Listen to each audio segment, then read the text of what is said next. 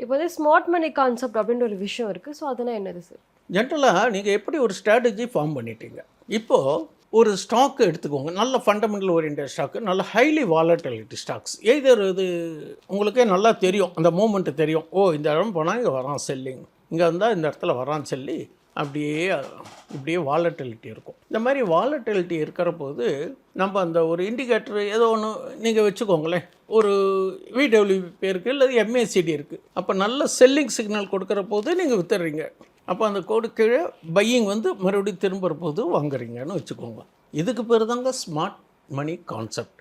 அப்போ பையட்லோ செல்லிட்டை. ஒரு உதாரணத்துக்கு நீங்கள் 100 ரூபாய்க்கு வாங்குறீங்க, ஒரு 130 ரூபா போகிறது, மறுபடியும் அவன் கீழே இறங்குறான். இப்படியே வந்து அதுக்கு பேர் வி ஷேப் ரெக்கவரின்னு சொல்லுவோம், அல்லது டபிள்யூ ஷேப்னு சொல்லலாம். இதில் என்ன ஒரு கான்செப்ட் அப்படின்னு கேட்டிங்கன்னா, இந்த ஒரு தடவை வந்து டபிள்யூ ஷேப் வரும்போது பிரேக் அவுட்டுன்னு சொல்லுவாங்க. பிரேக் அவுட் ஸ்டாக்ஸ் நிறையா பேர்த்துக்கு சக்ஸஸ் பண்ணும். அதை ஒரு சில பேர் ஸ்ட்ராட்டஜியாக வச்சுப்பான் ஸ்மார்ட் மணி கான்செப்டில்.